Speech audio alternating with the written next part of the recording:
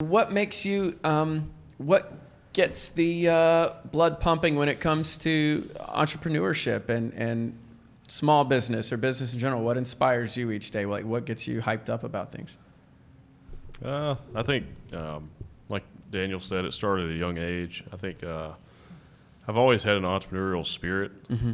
I mean, I remember being 5 or 6 years old, drawing, like making drawings and then putting a price on them, trying to sell them to family members. Oh, cool. So I've always had that artistic side too, that creative side, but I've also always had the desire to create things and I guess to be self-sufficient, I guess. Mm-hmm. Like I had an uncle, or I have an uncle, who was very successful, and he had a really successful drywall company. He did some real estate and stuff like that, and I would see him once a week at my grandmother's house when I was a kid, and he would always like plant these entrepreneurial seeds, like, if you want to be really successful, you need to work for yourself, be your own boss, have your own business. Mm-hmm. And I mean, I can remember that as far back as I can remember. And so like he said, around 13, I really knew eventually I was going to be my own boss. I was going to have my own business. And then I started my first company at 20. It was a flooring company with a friend of mine, and I've had 20-some companies since. Wow. God, I'm so behind. So, but it's just, it's the same thing that you were talking about, though, with the stuff you've done. It's the same mentality. Being an actor, you're still self-employed, so it's just that desire to create, just to keep creating, whether it's business related or if it's art. Mm-hmm. I just have to be creating something, and maybe it's a little insanity, but you need a little bit. Yeah, but that's what it is. It's just to have this innate desire to create things, and grow things, and to me that's real pleasurable. It's really pleasurable to start a project and watch it come to fruition and turn into something. Mowing the grass. Not that. But I'm saying that whole mowing the grass thing is like, I don't necessarily know if I like mowing the grass, but I love watching what it looks like when you're done. Yeah, when it's finished. The reward of that. What about you? I love watching my landscaper mow the grass. Well, see, all right. I'm still doing the electric push mower because I'm environmentally conscious. Oh. So I think one of the jokes I say is I like solving problems like people like Coke. Like a drug addict likes Coke, Oh, we're going that Coke.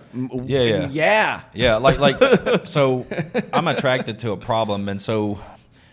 But really what it is, we had a meeting last night, a business meeting in Charlotte, and there's a small problem, right? The problem is, everybody thinks the word problem has this negative connotation, this challenge to overcome. Yeah. The challenge is, hey, I've got this car with 200,000 miles on it. I've loved it. It's been great for my family. My needs have changed.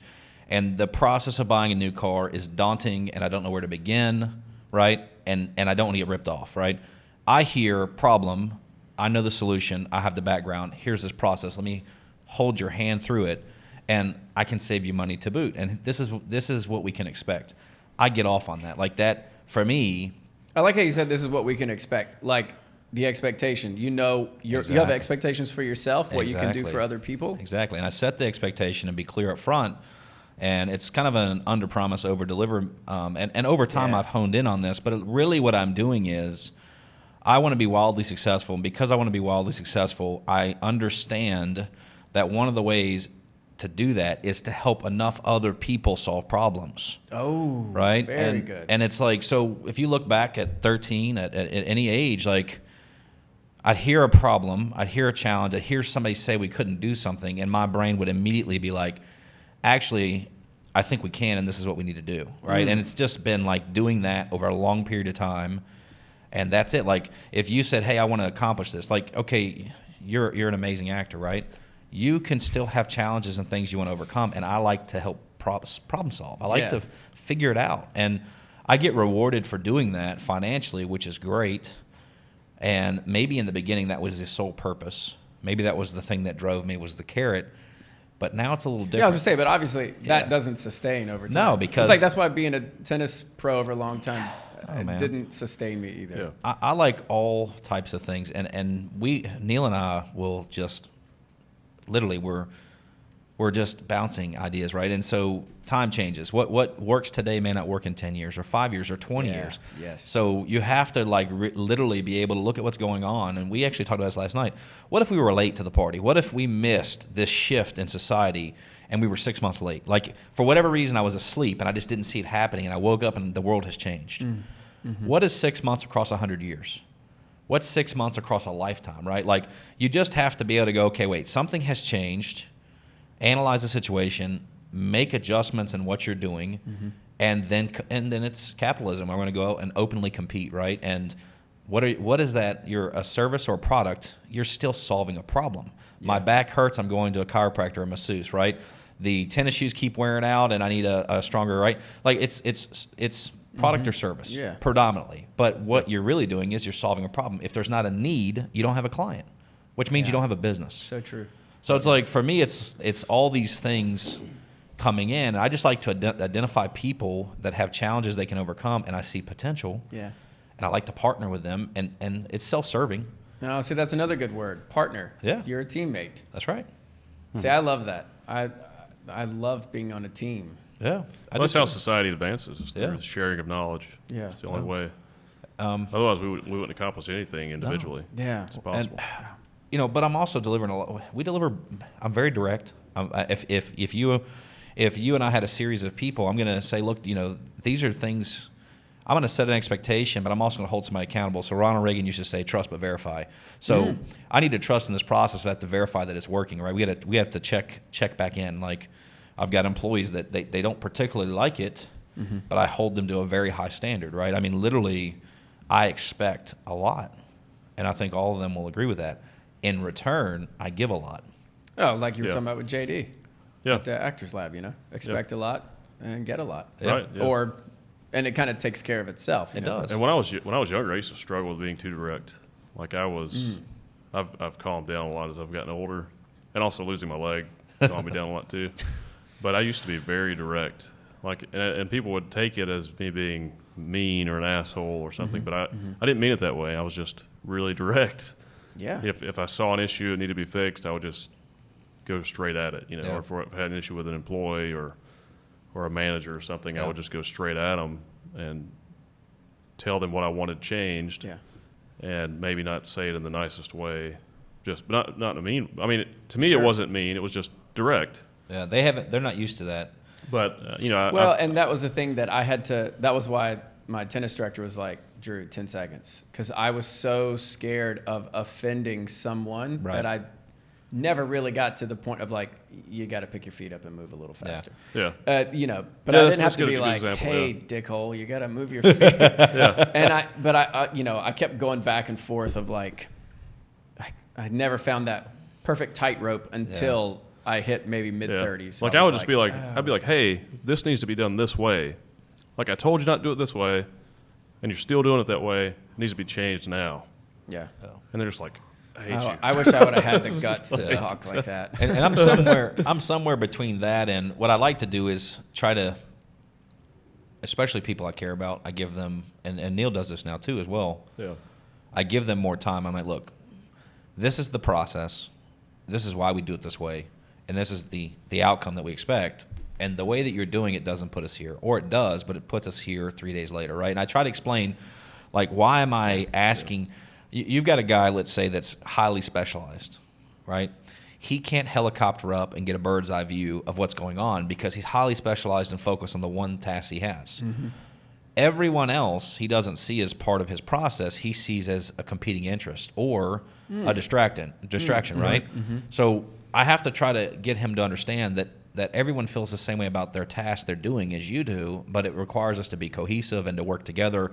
And for me to be a good leader, I've got to be able to helicopter up and make sure that all the moving parts are functioning well together. You're preaching to me right now. I'm listening. All right. I need right. To and hear so that. I try to teach them that a little bit and kind of flip it back on them a little bit. And to me, it's an education process because, again, self-servingly, the stronger my teammates are, my partners are, this is the whole, you're only strong as the weakest link in the chain, right? Right. But the stronger my team is, the stronger I am, right? And so it's an education process. And we've made a lot of employees partners. We've made, literally, we've helped people buy cars. Again, it's all about solving. I want their life to improve. Yeah. And I want them Yeah, to, you're adding value. yeah, I want them to trust that I want the world, right? And I'm willing to sacrifice. I don't care if it's your birthday. I don't care if it's your mom's birthday. I don't care if it's Christmas Day. I don't care what reason you think you shouldn't have to show up today.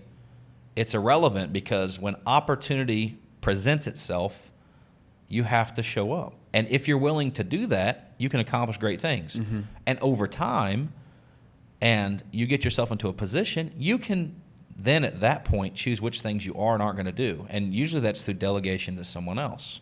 Yes. But you can't do that and be at the start of your journey. Yeah. At the start of Oh, your journey. Yes, thank you. Yeah. Thank you. And as I grew and evolved, I learned these things too, and I changed my approach to people, and it was more, I started looking at employees or trying to encourage employees to take more responsibility for what they do. Mm-hmm. Like, look at this as your responsibility. This is your business. This is your thing. Or Right. especially with managers, you want them to take ownership over what they're doing. Yeah. And then I tell them, like, hey, if you do really well, if you do take ownership of this business and you do well, and it, your work produces, then you'll be rewarded. You'll be taken care of, and that's, I think, because it's the team thing. It's making people realize that they're an essential part of the team, of this team. Now, sometimes you have people that will never be a part of the team. Right. Well, They're just not team players, or they just don't, maybe they're just, some people are just lazy, Yeah. But, you have some Yeah. people that stand out and they'll go to that level, and those are the ones that, you reward. yeah, and some people they think they want something, the idea of what they think they want, right? They like the idea of it, but not only are they not willing to go through the process to get it, it becomes like a you versus them thing. Right. So here's the problem, and I'm open to change, and we partner and or advise people that have different expertise than we do, Yeah. and that's great. I love that, so I'm learning from them. But if you want to come in and do it our way, the way that we know how to do it, right, you have to kind of buy into the process at some point. Well, what happens is sometimes they're unwilling to buy into the process. They're unwilling to sacrifice, put the work in. The first time they have to make a difficult choice, wife or girlfriend, mother, family member, etc., is upset because they've made this plan and you can't get there because X has popped up. Mm-hmm. Something popped up. Yeah. They're I know upset that. with you, right? They're arguing with you. There's this trauma in your life. There's this stressor going on. Now is your first time you've been challenged, because at all their points you had planned to go to work and you showed up and you did what you're supposed to do, but now you've got this friction. Mm-hmm. The choice you make and then continue to make starts to determine how successful you can be at that thing. And some people don't buy in the process. Well, then it flips. It becomes, well, I'm not successful because of you, right? Like, so someone else blaming me for their lack of willingness to go through the process. And I say, listen, I understand. Yep. I think you have the potential to be wildly successful. I only know the way that we know how to do it. This works, and I've helped other people become millionaires. I can tell you how to make 10 grand a week because I've done it. I can tell you how to make 50 grand a week because I've done it. I can tell you how to make, I want to know that. Yeah. I mean, but I can tell you how to get to the point that I've attained, and beyond that, I can tell you how to make 100 grand a week. Can I tell you how to make $1 million a week? No, because I haven't done it. So I can help advise you until what point you pass me, and then at that point we need to work together to kind of find what you someone said. else. Yeah. Help people get where you want to be. Exactly. Yeah. And but they don't. The problem is they come into our world, they partially buy in, and they go home to their wife, kids, family, etc., external forces, and those people advising them. And I'm not this is. I know what you're going to say. Yeah. They have nothing but a loving interest to That's protect right. the emotions That's right. of the employee or the leader or the manager, Yeah. the executive. However, that is coming from an emotional love. That's why people tell our actors don't become an actor, Yeah. because Hollywood's going to destroy you. And it's really out of protection. It is.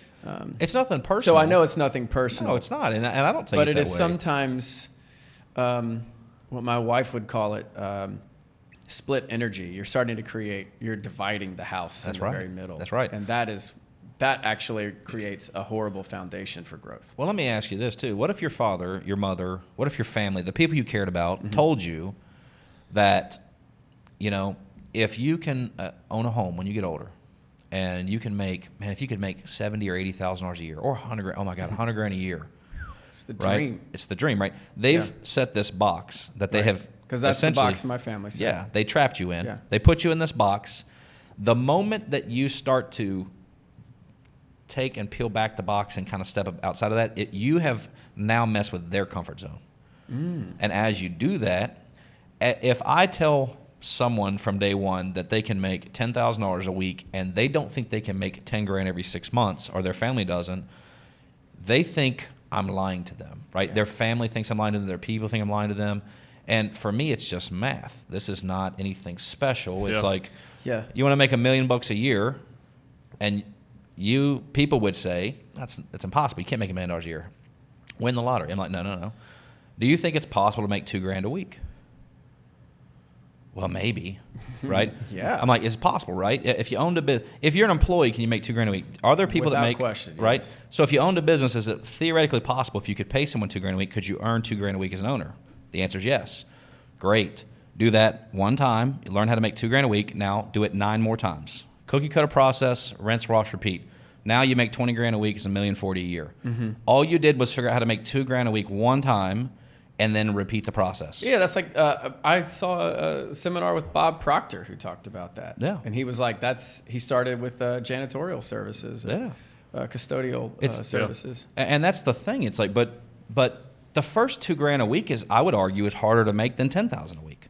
Yes, yes. Learning your process. Yeah, man. Well, I worked for duplicate. free at our acting studio for 2 years. There you go. I didn't make any money. I could barely pay the rent. Yeah. Yeah, that's exactly. I worked And for free. then it just flipped all of a sudden. But Actually, I don't want to be paid. I don't want to exchange dollars for hours. That's a problem. Right. Yeah. People are brainwashed.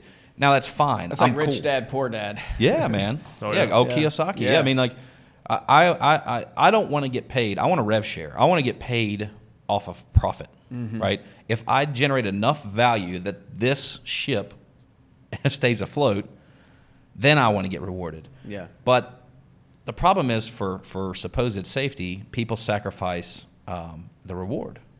They say, you know what? I'm unwilling to take that risk, and here's the reasons why. And I'm much happier being in the box that I've been placed in by my family and or society. And that's okay, but how do you break people out of that? And there's a lot of friction. But Well, once sometimes you can't. you just can't, yeah. Because They sometimes all it's- have to make that It's the decision ideological themselves, thing right? we talked earlier about. Some people, they have these foundations and they can't break them And it's okay. because it keeps them grounded. Yeah. And some people need that.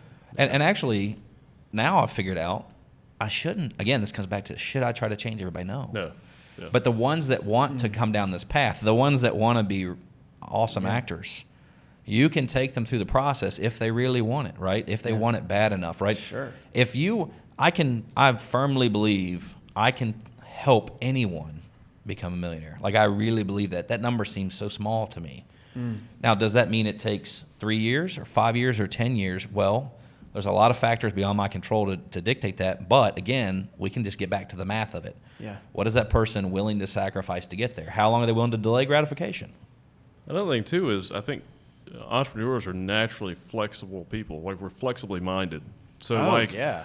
if you We'll and I give work up on a new Thanksgiving project, in a heartbeat. yeah, we'll just do it. Like, Yeah. oh, this is going to take 6 months. We have to go somewhere. We have to maybe live somewhere part-time. We'll just do it. Yeah. Or if you work Yeah. on a film, like if you had to go move to L.A. for 2 months to work on a film, You you do just it. do it. You wouldn't think about it. No, and I wouldn't think if my wife wanted to do it and had to. My wife got a gig where she had to go to Philly for like 3 months. Yeah. And we were like, this is how it is. We just Yeah. figured Cool, out. man. Yeah. Exactly. I mean, I And it was- miss my wife and daughter. We but 100%. Yeah, and every I 100% missed her. opportunity But I I didn't can even see 'em, I would question. see I 'em, was you know. like, this is just how our jobs are. Exactly. Yeah. And when I had to go to LA last year for a month, my wife was like, yeah, cool. I'll drive you to the airport. Yeah. That was like a really cool, it was a really cool thing. I haven't had relationships like that. So I love the fact that my Yeah. wife is, she understands acting. So she's Right, kind of yeah. like, yeah, That's cool. you got to go where you go. Yeah. or Well, if we had to move for some reason, we'd just move. well, Yeah, if you're that's- unwilling to sacrifice for the opportunity, so it means that if you're not willing to leave, then you shouldn't be doing that. You should go do something else that Yeah. doesn't require you to leave. And there are people like that. Yeah. Yeah. They'll, Oh, I remember Kelsey and I we were like, all right, well, if we're going to expand, we need to make sure we have some backup money, and we're going to chance some things, So we left our house and moved into the apartment up here because we were like, if that's what's going to help us make more long, like we didn't have those problems. Yeah. That might not be the kind of sacrifice you're talking No, about. that's definitely No, part of totally. it. But we were like, 100%. okay, let's figure out how we can reduce our personal home expenses 100%. so we can actually So you can give invest in your more career. here. And then it turns into, That's right. you know, let's say $5,000 a year, but if we can make an extra 50K, There you go. Yeah. that was not a wasted year for us. You're exactly. That's and we exactly had a cool it. pool Yeah. at the apartment. That's delayed gratification. That's it. Yeah. That's it. That is Yeah. exactly what We I'm were talking cool. about. We were Yeah. like, this year 100%. we can't get a Christmas tree. Yeah. But that's okay. Like, and I'm not saying that like from a martyr point of view, but we were just like, this is what we're willing to do for the greater good Yeah. of expansion. So- Well, you have to make sacrifices Yeah. to be successful. Yeah. At whatever you do. Yeah, unless Yeah. you just, and I hate to even give that example. You know, because let's say you inherited a lot of wealth. Sure. If you are unwilling to make sacrifices and learn and put yourself, you won't keep it. Right. Facts. Period. I don't care how much money you inherit, you will not keep it. Yeah. Right. Yeah. Because you may, you Or get it won't last past your lifetime. it won't because a Yeah, man you won't have anything to then hand down. Right. Yeah, a wise man meets a man with money, right? The man with wisdom ends up with the money, and the man that lost the money ends up with a little bit of wisdom, right? So, Wait, I'm recording that in my Yeah. head right now. yeah, so I love these things. All right. Sorry. yeah, I mean, but if you think about it, that's what happens. That's a Yeah. process. Yeah. So one generation makes the wealth. They did a poor job explaining to the next generation about how to keep it because generating wealth is one thing, maintaining wealth is a totally different thing, right? Man. So then that person has to learn very expensive lessons. They're not learning $500 lessons or $10,000 lessons. They're learning multi-million-dollar lessons. And unfortunately, some of those things are hard to correct in a generation, right? So this is where you have somebody gets wildly wealthy, their children lose it all, and then the third generation typically starts to try to rebuild. This is this rags to riches to rags deal. Okay. You know, so I would much rather learn very inexpensive lessons early on, and I try to get my children to learn very inexpensive lessons and try to teach them those things so that they can become good stewards of what eventually they will inherit, right? Yeah, we learned very expensive lessons though. Yeah, we did, man. I learned some tough ones, buddy. I learned some multi-million-dollar ones big time, Oh, but yeah. Powerful. Me too. yeah. I love that. So I don't know, man. It's that's what it is, but it's delayed gratification, it's sacrifice, it's and then you set yourself up to fail. So if I'm talking, let's say that I'm talking to someone that's telling me they want to be a business person. Okay. And then I just keep asking questions. And really what it means is I want to be rich. I don't have to work. This is what they say. I don't have to work. I want to be. Oh. And I'm like, well, wait a That's second. the actor that wants to be famous. Yeah. I gotcha. Okay. Yeah. And I'm like, well, what do you mean you don't have to work? And they're like, well, if once I make this much money, I can just like relax at the beach. I'm like, well, listen, man, I make more than that and I work more than ever. Yeah. Right? Like you're not going to get there if your goal is to have a beach house and lay on the beach. You're going to get to the point where you own a beach house and you're going to relax on the beach. You're not going to get to this point because you can't delay gratification long enough. Yeah. Right? And it's okay, but so now I'm starting to set an expectation with someone. You bring someone into your acting community, right? In your school. Yeah. You guys are figuring out what their goal is and you're setting the expectation that they have to do, and then you have to figure out if you're going to work together, right? And that's kind of the same thing. Yeah. It's Well, you're right. I mean, I have to ask somebody, why do you want Yeah. to act? What's making you be here? I mean, and they haven't thought about it, I'm sure. But not all of them have. They No, haven't really asked themselves that there's question. only like several. You probably get the same 3 answers all the time. I'm sure Yeah. there's a series of, oh, this one, I want this, I want financial freedom. Okay, cool.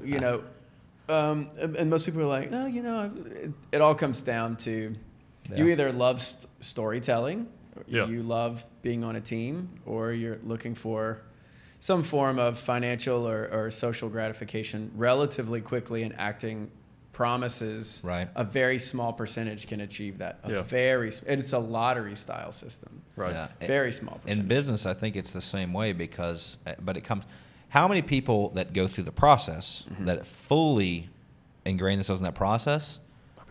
Those people, I would bet that you would say would statistically have a much greater chance of being successful than the ones that don't buy into the process and aren't willing to sacrifice. 100%. And also the people that have gone through the process, now they have a greater appreciation, they have a greater stamina, they have a different support team, they understand, all right. They've also heard other people's stories that have done the process.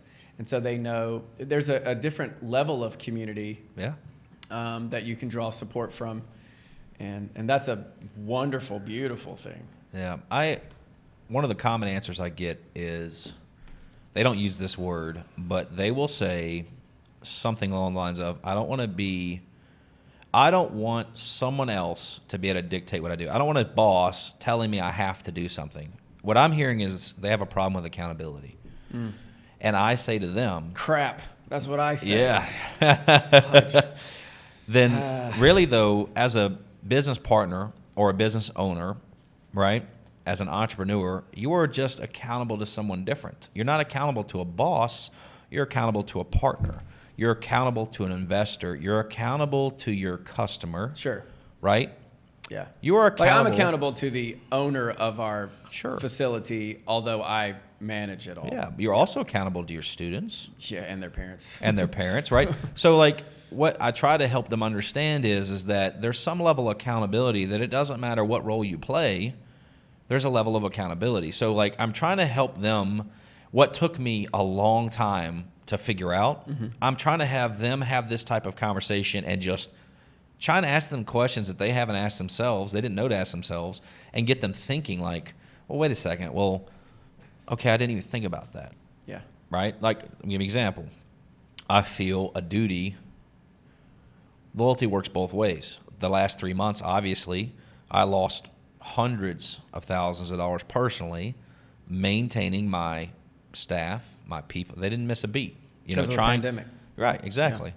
I tried to do the best I could, right? And, that is some level of accountability. Like, I almost feel like I owe that to them because, again, I expect the world. I do. Yeah. But you can't expect the world and then at the first sign of a problem, pull the rug out from underneath the people that are loyal to you. Yeah. Right? So it's got to work both ways. But I try to get people, and I try to get you off my team really, really, really, really quickly. I want you to fire yourself before I put too much time and energy into you, because I can only do this. Okay, that's unique. I like that. So I mean, if you're gonna, because that's what I really want. I was talking about the litmus test that I create for actors. I'm hoping that they will come to the conclusion this is not what they want to do within the first 6 weeks. Yeah, man. Save us. You only have so many hours in a day. Sure. So this is the point I'm at. I only have so much time. Yeah. And my time is valuable not just because I make a lot of money, but because I've figured out that time is finite. Okay. I only have so much time. I want to make sure that I'm not wasting it on this person. And the faster I figure that out, the better. And it's not it's not a negative thing for me. We can sometimes people. So you talk about people, they think their chance of success is low. But what time period are we looking across? Are we looking across a decade or 5 decades? How many actors have gotten their role and they were 50 years old or 70 years old and they just hit, finally? Well, that's the great outlier of all of this is everybody tries to make it in their first 2 to 3 years. But this is not a factually backed statement, but I would say what we've started to notice statistically is the people that are working the beat longer than 5 years are less likely to quit. Everybody typically quits. Like the LA revolving door is 2 years.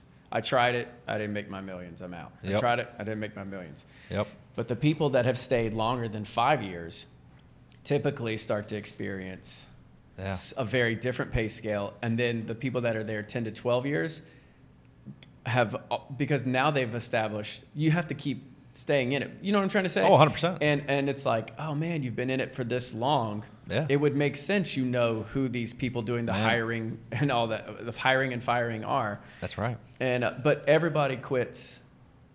Not everybody. A majority of people quit within the first 2 to 3 years, and I can't really figure anything. It's still so early. 3 years sounds like a long time, but not as a self-employed independent contractor. I can't quite tell whether you got lucky or it was just the right time. Do you have long-term technique? Because for some of our actors, they get booked based on a look. Yeah. And once that look changes or fades, or they cut their hair, or they get another role that doesn't do well, so it's like for us, you got to do 5 to 10 years for us to figure out whether you had it. Well, and I think so. For me, I agree with all that what you just said. I think for me, it's like I kind of try to come back to that original goal. they have these awesome dreams, right? These awesome goals, and you didn't conquer the world in 2 years, so you quit, right? We don't have a firm standing in reality in my book, right? Yeah. If you were going to quit in 2 years, I'd rather you quit in 6 weeks because it's not worth it. Same. That's my formula. Yeah. 6 weeks and you're out. Yeah.